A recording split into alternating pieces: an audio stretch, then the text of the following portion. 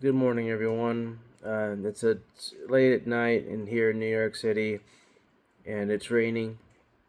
And I woken up to a phone call with a phone that I don't turn off. It always because it's an urgent number that when this one calls, it's usually urgent. And I found out that a friend of mine was murdered in Washington D.C. tonight because he was Jewish, and the person who killed him, not only did he kill him, he killed his girlfriend and several other members, people that were at this event were injured. The guy started shouting, "Free Palestine."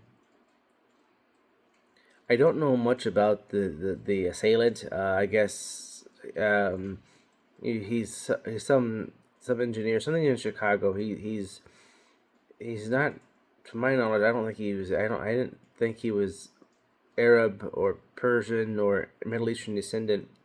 But this is like the fifth time I tried to shoot this video. These people were injured and murdered just because they were Jewish in America. The United States, the core of the United States, the origins of the United States, has at its foundational cornerstone freedom of religion. That freedom to worship and to follow the faith as you feel is the necessary way of celebrating your faith. He was a fundamental aspect of what the United States is to represent. We, the people of the United States, in order to form this more perfect union. The people who were coming here were leaving Europe to be able to worship the way that they want, to have faith as they so chose to have to celebrate their faith.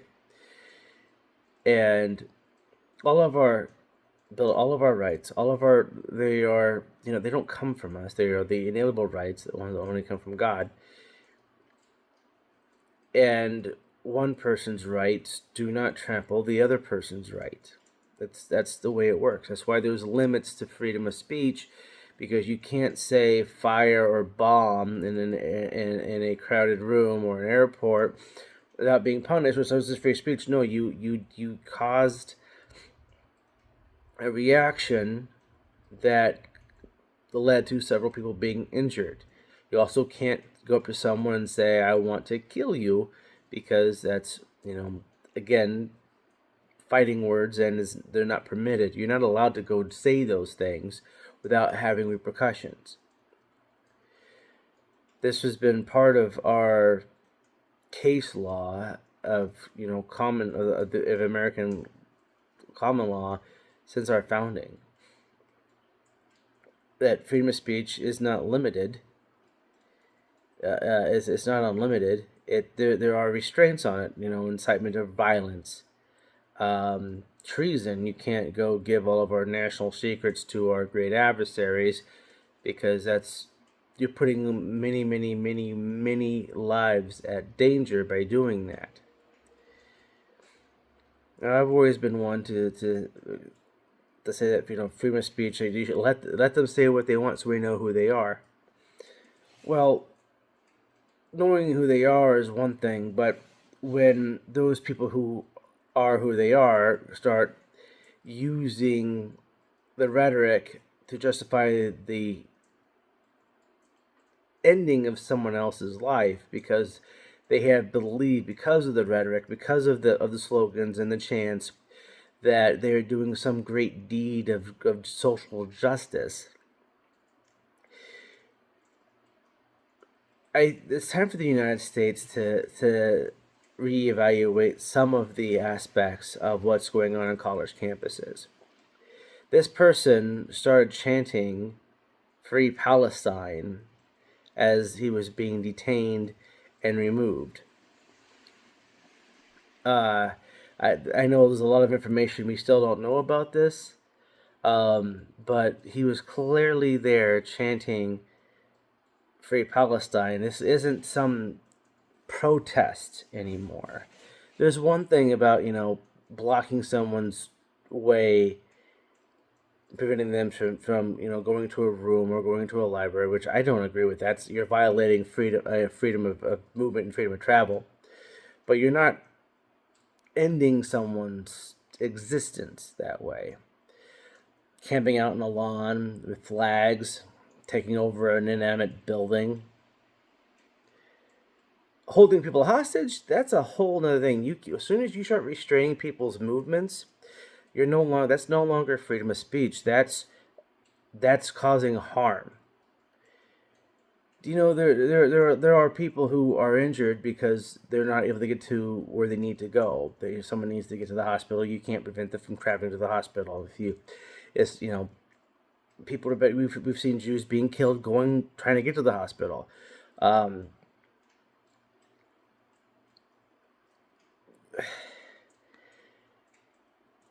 we are beyond the point of freedom of speech. These chants are no longer just expressing an idea that you hold. They are directly involved in the demonization and the dehumanization of an entire group of people. And then telling that people that and other people they can go harm them and that they're still doing some great deed. This is no longer freedom of speech. This is beyond the scope of what the founders had intended for someone to be able to freely express themselves. It's also a violation of people being able to come here and celebrate and worship the way they choose, because they're Jewish, that's enough. And even if they're not practicing Jewish, the fact that they are ethnically Jewish or tied to the Jewish faith, that's enough. That's all it takes. That is beyond the scope. I understand that the president has been notified about this. Pam Bondi apparently is also on the scene. I mean, it is in D.C. They don't live that far away from it. But what's going on these college campuses? I heard someone else. This guy, this person, he was well educated. He had several degrees. He went to the University of Illinois. I don't know. Like I said, I'm just hearing bits and pieces. I haven't had a chance to go look at much yet. But really, really educated, and it seems like these very, very well-to-do and highly educated people are becoming highly likely of committing violence to end someone's existence because they don't agree with one aspect of who they are, being Jewish, being the CEO of a company. This is not a one-off. This is becoming a trend. Whenever you see these people walking through graduation and they're sharing these things, that's part of indoctrination, and this is beyond. This doctrination is going beyond just a political belief. It's into the point of annihilation of other people based on a belief, and that's where we must draw the line. All of these groups on college campuses should be immediately shut down. All of their members should be immediately brought in for questioning and discussing where is this coming from? After World War II, a lot of the Nazis, the people who participated in the Nazi programs and the part of the program, they went through an extensive deprogramming, and it took some time. But I think what we're seeing what we're seeing on college campuses, this is not a overnight thing. This, I mean, I remember when I was in college, I had a few people come harass me and yell at me because I was Jewish. Um, but it wasn't to the point to where they would prevent me from traveling to a building or take an exam. But I can tell you that I remember that over the years I was in college that it got worse, and then traveling and visiting other countries, it's seriously a problem to be Jewish in several European countries. They will attack you. They will come after you for being Jewish in several European countries. Here in New York City, it is becoming very apparent that being Jewish is paramount to a deadly sin for some of these radicals. Now, we're gonna have to make a decision on this on the difference between freedom of speech and inciting violence. What is these chants are no longer just freedom of speech; they are incitements to violence. Any and all support for Hamas and any and all support for Hezbollah and the other fundamentalist groups around the world that are killing people because they won't follow the exact dogma to a specific level as those who wish to enforce it on everyone else are willing to do is a problem. And I don't care if it's in the United States. I don't care if it's um, I think that we should, like what's going on in the UK right now, what's going on in Canada, some there should be a discussion like, hey, we're seeing a lot of this behavior in your country. We're not going to tolerate it there. We're not tolerating it here. We are putting a stop to this. If you're going to allow people to keep promoting this stuff, then we're gonna. I mean, we've had trade wars for less. I mean, so recently, I mean, they weren't participating in fair trade. So Trump cut all trade with him, put tariffs on it. I mean, this is the United States put sanctions on countries for for some things that are really little and minor.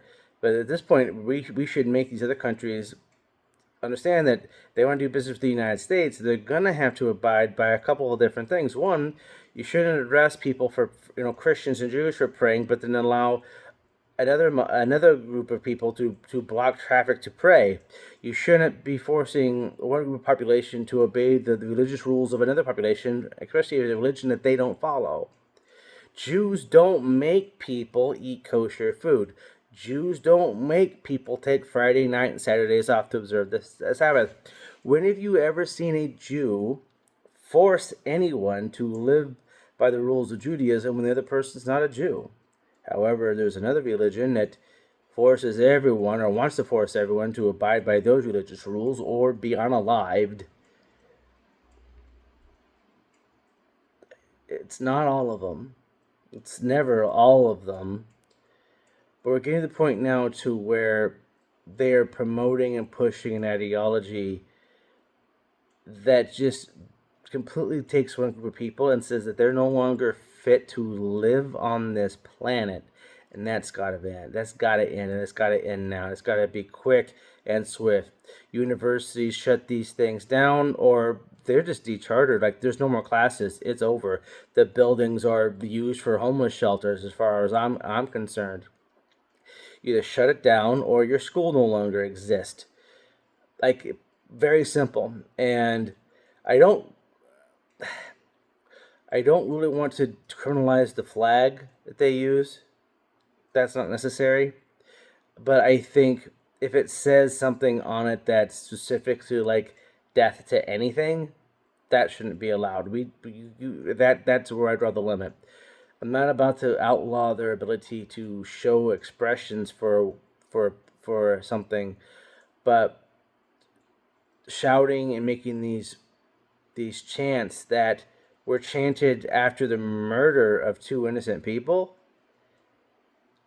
I think maybe we should reevaluate just what these people are allowed to walk around saying. You're not allowed to say bomb or fire in a crowded room. You're not allowed to go up to someone and threaten to kill them and their families. If that's what these chants are becoming, then that should be a problem. I don't like it, but that's where we are, and they're the reason for it. So I think in this specific case, we're going to have to we should make the determination that these types of protest, that these types of this rhetoric is going to be shut down, and just ended. Like you're not allowed to do it no more, because it's just going to keep spreading if we do. If we keep allowing it to be shared and spread, then more people are going to be promoted and incited to cause violence and death. So that's my take on it. I'm not going to be able to get back to sleep tonight. I'm not doing so well. Rough couple of days. This is hard for me. I've tried to make this video like 6 or 7 times. It's been trying to get through it. And everyone out there that's going to be planning on celebrating Memorial Day this weekend, remember there's a lot of people that are missing loved ones that are fighting for their country. And it's not easy. I can't. It's not something that I can even comprehend the feeling. But everyone, please take care of each other. Go to your loved ones. Remind them that you care about them. Even if you don't know them all well, even if it's just someone that you do work with, busy, be nice to each other. Try to be, understand the other person. I mean, this.